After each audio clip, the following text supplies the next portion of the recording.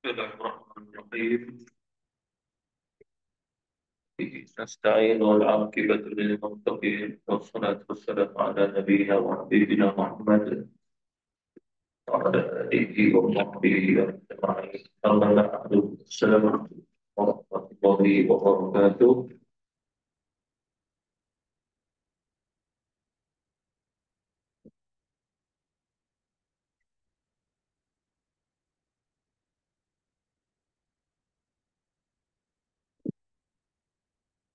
Terus kita sambung pada ayat yang ke-14 surah Al-Jadilah yang ke-28 buku surat 544. Firman Allah Subhanahu wa taala, "A'udzu billahi minasyaitonir rajim.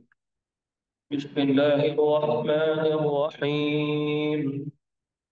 Alam tara ila alladhina tawallaw qauman ghadiba Allahu 'alaihim قوما غضب الله عليهم ما هم منكم ولا منهم ويحلفون على الكذب وهم يعلمون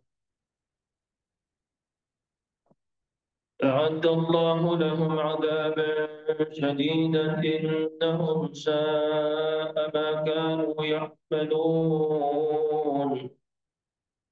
اتخذوا أيمانهم جنة فصدوا عن سبيل الله فلهم عذاب مهين لن تغني عنهم أموالهم ولا أولادهم من الله شيئا أولئك أصحاب النار هم فيها خالدون صدق الله العظيم.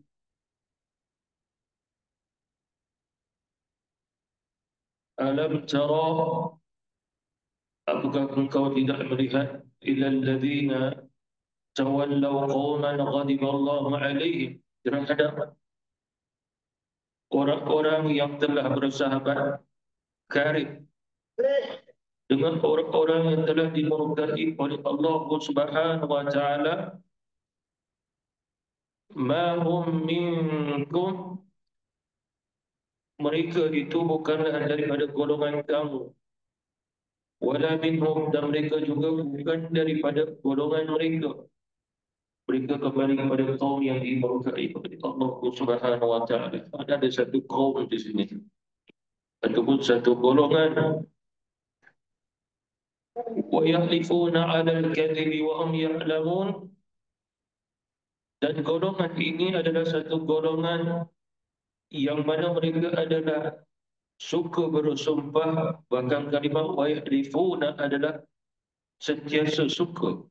Maksudnya adalah di sini selalu begitu bersumpah, tetapi sumpah mereka itu dengan penuh pendustaan ataupun kedustaan, wa hum ya'lamun, sedangkan mereka itu mengetahuinya.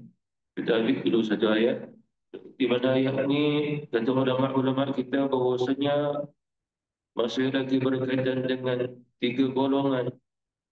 Golongan yang pertama adalah golongan orang yang beriman, golongan yang kedua adalah orang ahli kitab, golongan yang ketiga adalah orang-orang munafik.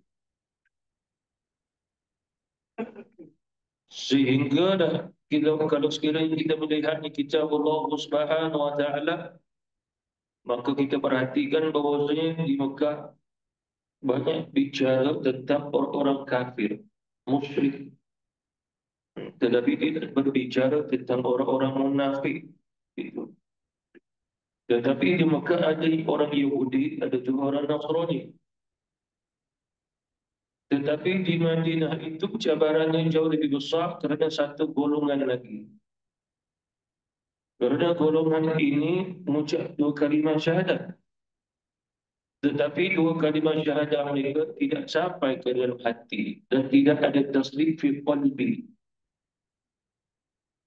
Tetapi dua kalimah syahadah mereka sekadar satu zon, satu syak, satu waham dan taklid di antara mereka. Oleh kerana itu dari sudut akidah Islam kita dilarang.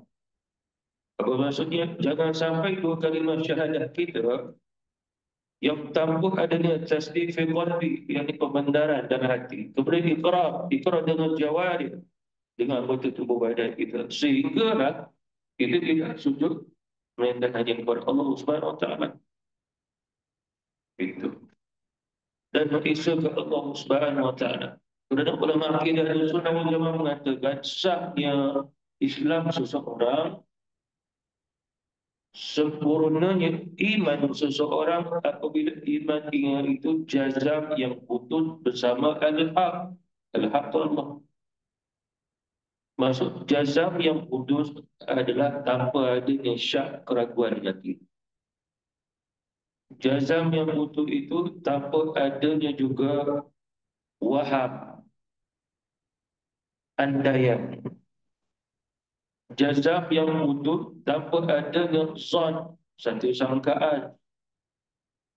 Jazam yang putus tanpa adanya taklid, ikut-ikutan. Apa maksudnya? Kadang-kadang kita tanya, siapa pernah tanya sama kawan, budak Indon, apa agama kau? Begitu. Sebab apa? Bapa dia Kristian, mak dia Islam. Dia sendiri, apa agama kau? Kata aku pun tak pasti agama apa. Ini masuk apa? Ini masuk padanya zon, satu sangkaan. Sangkaan menunjukkan dia membina agama dalam diri kita, tak tahu agama apa dalam keadaan sangkaan, sehingga dia tak pasti itu dalam zon.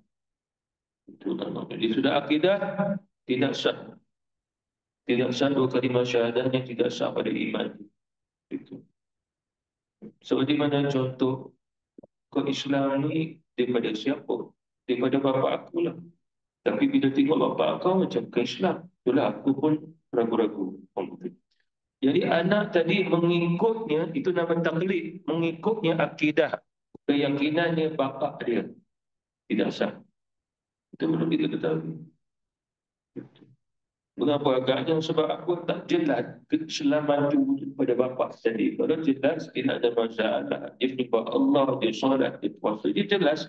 Dia tak jelas. Kalau datang rumah tengok patung Mary pun ada, patung Yesus pun ada. Belah sini ada tikas jadah.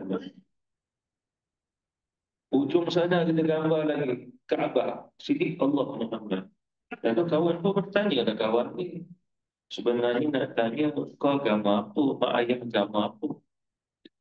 Dia kata tak jelas. Sebab kalau raya dua-dua raya, Christmas pun sambut, Idul Fitri pun sambut. Dia kata, jadi tidak jelas. Bila tidak jelas, agama dibina di sini adalah dalam keadaan waham. Waham ni andaian. Apa maksudnya? Andaiannya bahawasanya sah perkahwinan antara Islam dan Kristian. Itu andaian. Maka tidak sah pada akhirat. Berandaian. Itu. Berandaian tidak mengapa dalam satu rumah ada dua agama. Kerana mengikut kepercayaan masing-masing. Kahwin cerita belakang. Itu. Tidak sah. Itu contoh. Itu contoh. Jadi ceritanya golongan ini adalah golongan orang-orang munafik. Dia kembali balik dengan apa yang saya sebut tadi. Syak pun ada, waham pun ada, zon pun ada, taklid pun ada. Maka tidak sah. Oleh kerana itu Allah Subhanahu Wa Taala sedang bercerita kepada kita tentang orang-orang munafik di Madinah dan ini. Apakah kau tidak melihat ya Muhammad terhadap orang-orang yang telah menjadikan satu kaum yang dimurkai oleh Allah sebagai sahabat baik, teman akrab, qauman ghadiba Allah, kembali pada firman Allah, ghairil maghdubi alaihim, bukan cara orang-orang yang kau murkai. Kata ulama itu Yahudi. Jadi apa maksudnya? Tidakkah kau melihat ya Muhammad, ada di kalangan orang-orang munafik bersahabat baik dengan orang-orang Yahudi? Mengapa dikatakan sahabat menjadi sahabat baik? Disebabkan orang munafik ini duduk dengan Rasulullah. Dia tak duduk jauh-jauh, dia duduk dengan dekat-dekat dengan Rasulullah sallallahu alaihi wasallam. Dengar, perhati sungguh-sungguh. Itu. Nabi berbicara sesuatu. Bila selesai, dia bangun, dia pergi ke kawan Yahudi, dia ceritalah apa yang dia dengar pada Rasulullah SAW. Dia jual cerita Nabi. Ada di antara mereka pendapat habuan daripada orang Yahudi. Hari ini pun ada juga kes-kes macam ni, jual-jual kita Islam pada orang Yahudi itu. Lalu, turun ayat ni. Lalu Allah Subhanahu wa taala mengatakan, "Ma'hum minkum," ini daripada Allah. Apa maksud orang munafik bukan termasuk golonganmu yang Muhammad? Apa maksudnya? Mereka tak beriman. Itu dia Allah sebut, "Wa ma minhum wa ma hum minkum." Tidaklah mereka orang-orang munafik itu termasuk daripada golongan kamu yang Muhammad. Apa maksud golongan kamu? Tidak lain Rasulullah dengan para sahabat orang-orang beriman. Orang munafik bukan orang beriman.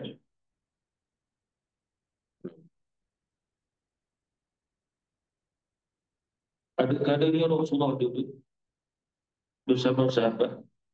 Kemudian wahyu turun. Cerita apa yang berlaku.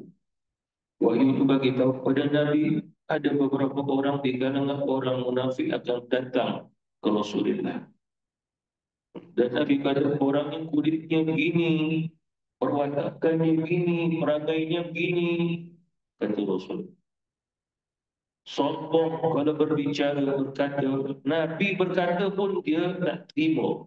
Dia boleh pusing-pusing sampai mereka tak boleh pusing. Dia sumpah.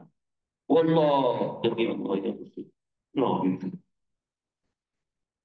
Baginda mereka duduk dengan Rasulullah SAW. Lalu Nabi pun bertanya, mengapakah kamu menghina aku? Mana ada ya Rasul? Saya pun cerita padamu ya Rasul. Rasulullah ulang lagi, kenapa kamu menghina aku? Tidak ya Rasul, aku tidak pernah menghinamu. Antaranya Abdullah bin Ubay bin Salul, ada seorang lagi nama Abdullah, kedua orang nama Abdullah. Tidak ya Rasul, ya Rasul, sekiranya Rasul tidak percaya, aku akan memanggil teman-teman lagi. Dan ini bapak pergi panggil. Datang pada Rasulullah SAW, ya Rasulullah, ini teman-temanku. Tanyalah, tidak pernah aku menghinamu ya Rasul. Wallah, ini Allah. Cuba tanya ya Rasul, masing-masing kawan tu pun, wallah ya Rasulullah, tidaklah sahabatmu ini menghinamu ya Rasul. Wallah. Itu yang Allah Subhanahu wa taala menyebut, wa yahlifuna 'ala al-kadhibi wa hum ya'lamun. Bukan metrik. Dia punya signal. Signal. Okey ni okey. Kira murah tak murah, mahal tak mahal. Okey. Tu je, hilang sekejap, hilang sekejap. Itu apa? Letak mana? Kita letak sini. Ya.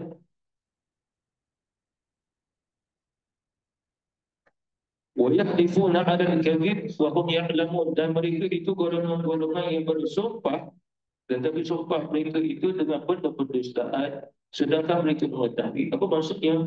Hakikatnya mereka memang menghina Rasulullah SAW. Bila mereka bertemu dengan orang Yahudi, cara berteman dengan orang Yahudi adalah menghina Rasulullah di hadapan orang Yahudi. Baru orang Yahudi boleh jadikan dia kawan, boleh jadi geng. Tapi kalau dia memuliakan Rasulullah, orang Yahudi tak mau berbicara, tak mau berkawan dengan orang itu.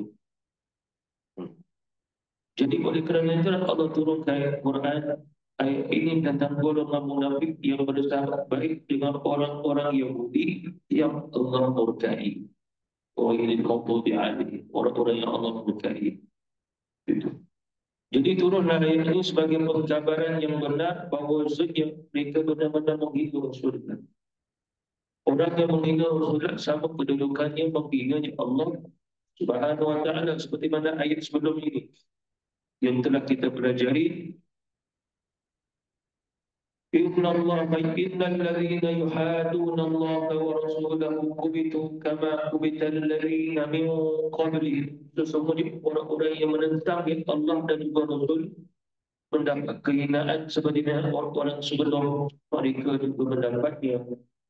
kehinaan. Apa maksudnya di sini? Dikaitkan ayat setelah kita belajar seperti itu. Yakni menentang Allah. Barang siapa menghina Rasul, dia menentang ya Rasul. Orang yang menentang Rasul, menentang Allah Subhanahu Wa Taala.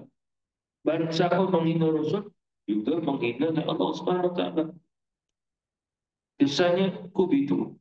Itu mendapat penghinaan daripada Allah Subhanahu Wa Taala. Cuma ulama-ulama kita ditanya,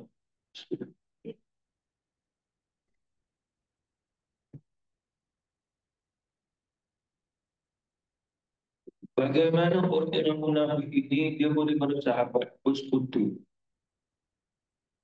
dengan orang-orang yang Yahudi itu sebab apa? Keturunan tak sama, agama lagi tak sama, fikrah, kefahaman pun tak sama.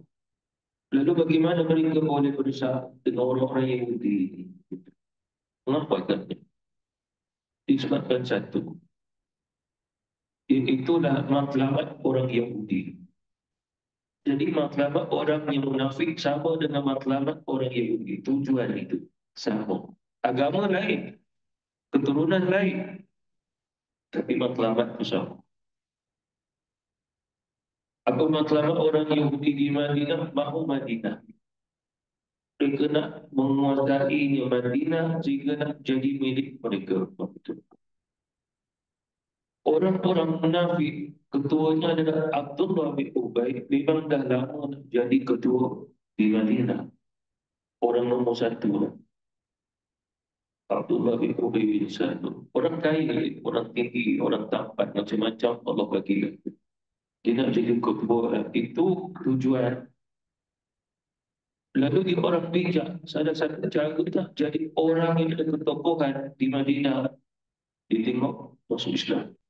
Tetapi dengan cara berlakon-lakon jadi orang Islam. Dia perlahan-perlahan, dia tak tahu bahawa Rasulullah itu turun wahyu bagi tahu apa yang dilakukan oleh dia. Bahkan ceritanya orang munafik sehingga Allah Subhanahu wa taala cerita dalam Quran, "Wa matu wa hum fasiqun wa matu wa hum kafirun." Ya Muhammad, mereka mati kafir. Ya Muhammad, mereka mati fasik, tak ada iman. Itu kedudukan mereka. Sehingga sebelum Rasulullah SAW wafat, Nabi panggil seorang sahabat, pegang rahsia Nabi. Sebelum Nabi wafat, Nabi kata, sesungguhnya aku wafat, tapi di Madinah masih ada orang-orang munafik. Ingat nama dia. Nabi bagi tahu satu persatu.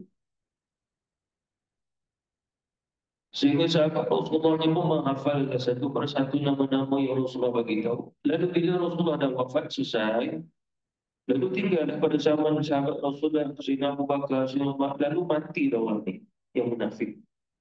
Bila mati, sahabat ni takkan pergi sembahyang ke jenazah. Sebab dia mati munafik. Tapi kadang di kuburan Islam juga. Lalu sahabat lain yang lain pun tengok. Sahabat kita ni tak pergi lah. Angsolah dan waktu tak pergi. Maknanya mesti dia mati munafik. Jadi kita tak payah pergi lah. Orang kampung, orang-orang dia yang uruskan. Sahabat Rasulullah yang besar-besar ni tak pergi. Jadi apa lalu itu? Sehingga Sayyidina Umar pun pernah tanya sahabat dia, wahai sahabat, pernah tanya dia, kau pemegang rahsia Nabi. Kau tengok muka aku ni ada muka munafik. Ya tidak Allah. Muka mu bercahaya, muka mu taat kepada Allah. Sayyidina Umar cerita dalam Quran, dalam Taurat, dalam Injil, tak tahu dia orang munafik kan. Gitu. Jadi turunlah ayat yang ke-14 ini, seperti mana yang ada Allah Subhanahu Wa Taala sebutkan. Walaupun gitu kata ulama-ulama, kembali pada kita berbahaskan di sini, wa yahdifuna 'ala al-kadhib wa hum ya'lamun. Dan mereka itu golongan-golongan yang bersumpah tetapi sumpah mereka al-kadhib, penuh dengan kedustaan. Kenapa disebut penuh? Tambahan penuh, pembohongan, kedustaan, sebab ada alif lam. Arif. Apa maknanya? Apa yang keluar daripada mulut lidah orang-orang munafik, zahirnya kita kata betul, tetapi percaya jangan, kata Nabi. Kenapa? Kerana lidah mereka berbicara yang betul, hati mereka tetap membenci yang betul itu. Itulah maksud al-kadhib tadi. Lalu Allah kata, wahum ya'lamun, soalannya, apa yang mereka lakukan itu mereka tahu. Apa maksudnya? Mereka menghina Rasulullah di hadapan orang-orang Yahudi. Mereka menghina Rasulullah sesama mereka. Bila Rasulullah tanya, mereka bersumpah, Wallah ya Rasul. Tidak pernah kami lakukannya begitu. Wallah ya Rasul.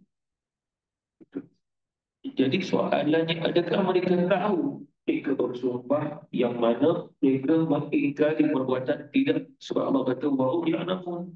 Mereka tahu. Mereka tahu. Cuma ulama-ulama kita sudah, kalau termasuk ayat ini tentang orang yang berdusta, bagaimana kedudukan dia?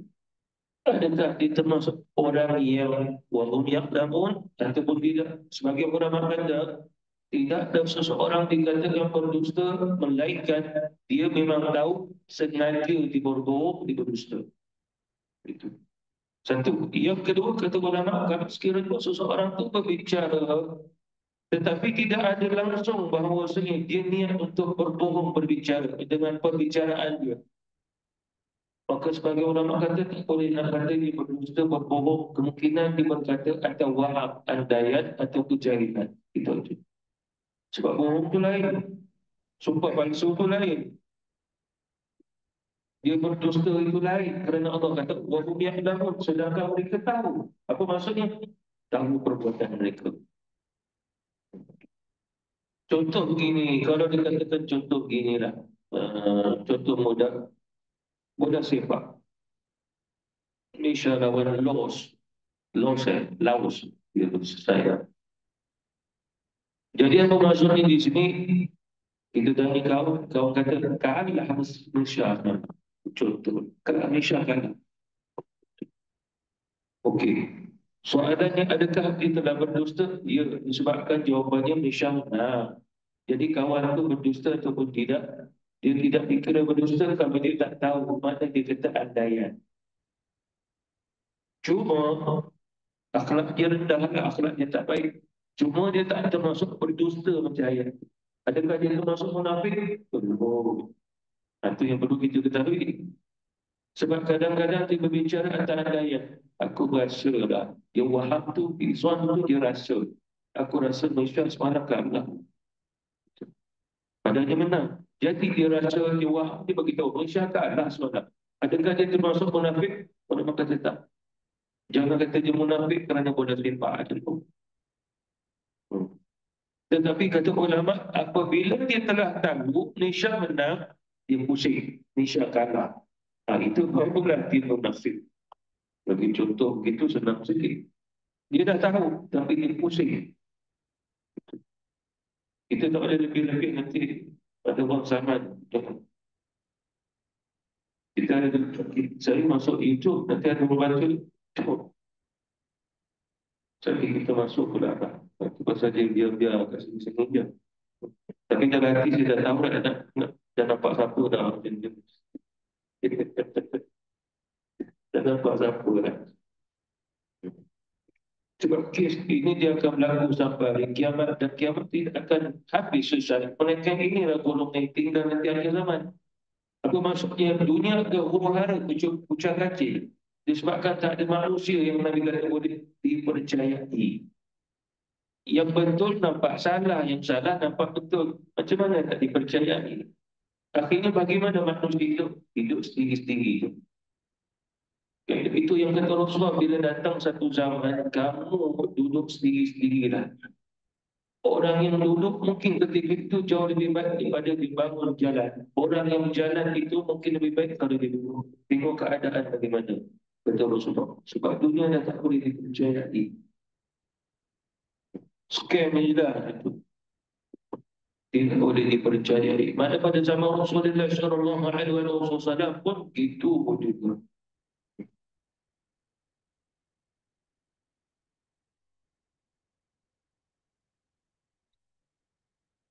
Seterusnya, a'adallahu lahum 'adaban syadida. ada di sini ada dua. Yang pertama, Allah telah menetapkan. Yang kedua adalah Allah menjanjikan. Janji Allah Subhanahu wa taala itu pasti.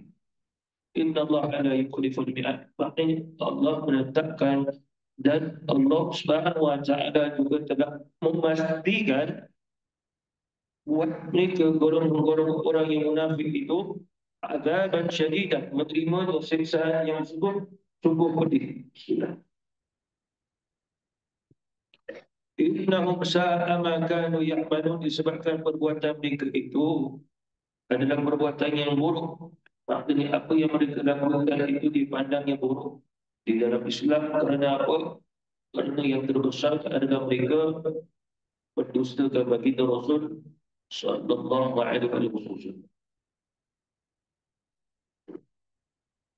Itu pada besar sehingga orang kita pernah ditanya apa hukum orang yang menghina Rasulullah, mendustakan Nabi sama dengan menghina. Tapi ulama berfatwa dia tengoklah kerajaan pada ketika itu kerajaan yang mana, wilayahnya wilayah mana, hukumnya hukum yang ditegakkan hukum yang mana. Tetapi hari ini ulama lebih memandang sekiranya seseorang menghina Rasulullah dia sekadar takzir, hukuman takzir, dipenjarakan begitu. Itu hukum begini. Tak nampak yang lain. Tetapi ada sebagian negara kalau siapa menghina Rasulullah, hukum bunuh dia. Di Indonesia takzir. Dalam fatwa, saya tengok fatwa muzakarah kebangsaan kita, kalau memang satu orang tu menghina Rasulullah, dia sekadar ditangkap. Dia denda, masuk penjara. Itu aja. Dipukul, tidak ada. Disebat, tak ada. Tidak ada itu. Di Indonesia. Tapi ada negara bila dia pasti menghina Rasul, hukum bunuh dia.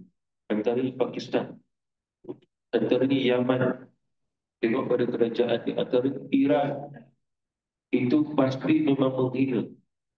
Jelas. Jadi hukumnya adalah hukum bunuh. اتخذوا أيمانهم جنة فصدوا عن سبيل الله فلهم عذاب مهين. Mereka telah menjadikan sumpah mereka sebagai perisai. Apa maksud perisai? Yakni apabila mereka bersumpah Allah ataupun billah ataupun tallah, bila didengar secara logik, dia dah menyebut nama Allah, maknanya dia cakap benar kaedahnya. Tapi sebenarnya adalah untuk menjadi sumpah itu perisai agar dia tak salah. Pada hakikatnya salah. Ittakhadhu aymanahum tu sumpah mereka. Junnatun sebagainya perisai. Tetapi dibaca juga ittakhadhu imanahum. Mereka menjadikan iman mereka sebagainya perisai. Dan apa maksudnya di sini? Walaupun tidak mutawatir, dibaca imanahum, yang mutawatirnya aimanahum. Mana bisa? Aimanahum, sumpah. Imanahum, iman. Lalu bagaimana nak dilihat? Mereka jadikan iman mereka sebagai perisai. Tidak lain kerana pengakuan iman di lidah. Ya Rasulullah, percayalah kami ya Rasul. Kami orang beriman, kami tidak akan mendustaimu ya Rasul. Kami tidak akan menghinamu ya Rasul. Seperti mana kami tidak akan mendustai agama Allah. Kan sedap ayatnya itu. Wallah ya Rasulullah. Kami mencintaimu ya Rasul. Kami sanggup berkorban jiwa dan raga kami ya Rasul. Kami beriman ya Rasul. Kan sedap ayatnya. Itulah maksudnya mereka jadikan sumpah mereka, ucapan mereka yang sesuatu contoh iman. Kalau sekiranya mereka ambil pada sumpah, aimanau wallah ya Rasulullah. Bila Nabi tanya lagi, wallah ya Rasulullah. Kami tak berbohong ya Rasul. Nabi tanya lagi, wallah ya Rasulullah. Berapa kali ulang sumpah. Di sinilah di sini hikmah kata ulama. Kalau ditanya mengapa golongan-golongan orang munafik pada zaman Nabi dah tahu nama dia orangnya siapa, orang turun Quran cerita tentang dia golongan itu, tetapi mereka mengapa tidak ditangkap, dibunuh macam mereka? Soalannya itu. Bukan sekadar kita hari ini bertanya, sebab ada umat Islam bertanya ulama-ulama kita. Bahkan dalam zaman pada zaman Rasulullah, orang Yahudi pun bertanya. Dia bertanya kembali kepada orang munafik itu. Kami nak tanya, kenapa Muhammad terbunuh macam orang-orang macam kamu ni? Itu. Kenapa Muhammad tak membunuh kamu? Bukankah kamu tadi bawa dia dan makna kamu menjual ceritanya kepada kami, tapi mengapa Muhammad tak membunuh kamu? Orang munafik tak tahu jawapan. Kerana apa? Kerana orang munafik dia telah membina satu dasar. Apa yang mereka lakukan, mereka berdusta, mereka menghina Allah dan Rasul tak mengetahuinya. Itulah sifat orang munafik. Kenapa dia sampai tidak tahu? Qatamallahu ala qulubihim, sebab Allah dah tutup hati dia untuk tahu. Tak tahu benda-benda begini. Tidak tahu. Mereka tak tahu kedudukan mereka apabila menghina Rasulullah SAW. Tak tahu kedudukan mereka, apa yang mereka akan terima di dunia maupun di akhirat. Lebih lagi, dalam ayat yang lain Allah Subhanahu Wa Taala cerita, kalau benar mereka lakukan itu betul-betul salah pada agama, kenapa Allah Subhanahu Wa Taala tak membinasakan mereka macam Muhammad dulu? Mengapa Allah Subhanahu Wa Taala tak mengazab mereka macam Muhammad dulu? Kisah sama dengan orang Yahudi. Orang Yahudi pun bertanya, kalau benar kami ni jahat, kenapa Allah tak membinasakan kami? Ceritanya pun sama kata orang musyrikin. Ya Muhammad, kalau apa yang kami lakukan itu salah, mengapa Allah tak turunkan daripada langit hujan daripada hujan batu yang nampak pada kami biar kami mati? Maksudnya apa? Mereka mencabar. Jadi dalam akidah Ahlussunnah wal Jamaah mengatakan Allah Subhanahu Wa Taala bukan Tuhan yang mana dia membalasi kerana dicabar. Allah bukan Tuhan yang mana menyahut cabaran manusia. Tidak demikian. Kerana Allah Subhanahu Wa Taala hanya membiarkan dan menangguhkan. Wala tahsabanna Allah ghafilan amma ya'maluna adh-dhalimun innama yu'akhiruhum. Jangan kamu menyangka Allah biar. Apa itu? Kata orang munafik, orang yang dimurkai, orang Yahudi, orang ini Zionis itu, Allah Subhanahu Wa Taala tidak. Lalu Allah kata, Allah yu'akhiruhum, mana Allah biarkan dulu mereka. Biarkan. Kalau dalam filem Tamil, biasanya hero-hero itu dah sekali pun nampak dia jadi hero. Mula-mula dia jadi buruh, jadi tukang kasut, begitu. Last sekali barulah jadi hero. Dan kumpul-kumpul dan sekali mau jadi Superman. Contoh begitu. Dan Allah Subhanahu Wa Taala biar. Dia nak makan apa? Dia nak makan. Dia nak apa? Bagi dia nak tindas orang biar. Dia nak zalimi orang biar. Allah biar. Sebab Allah dah bagi satu perumpamaan seperti mana nyamuk. Selagi mana dia tak menghisap darah, dia boleh terbang beberapa hari. Tapi bila dia hisap darah, penuh dalam tubuh dia darah, habis mati. Pecah dengan perut dia. Darah tu pecah dengan dia sekali. Itu perumpamaan Allah bagi orang munafik juga. Sebab kata Abdullah bin Abbas, orang munafik itu di antara mereka penduduk di Madinah yang masuk Islam. Tapi mereka termasuk ahli kitab Yahudi Nasrani pun munafik juga. Munafik dalam agama. Jadi itu yang Allah Subhanahu Wa Taala menyatakan di ciri-ciri orang munafik dia suka bersumpah. Memang betul dibuat, tapi dia bersumpah tidak buat. Kedua, dia tahu dibuat. Dia tahu. Cuma dia bersumpah agar orang mempercayai sumpahnya, dia tidak buat. Inilah maksud ayat. Jadi perisai buat.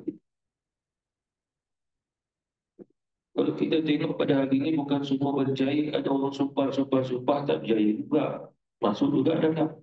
Ada juga sumpah, tak sumpah, tak masuk pun. Ada juga. Yang sumpah masuk, yang tak sumpah tak masuk.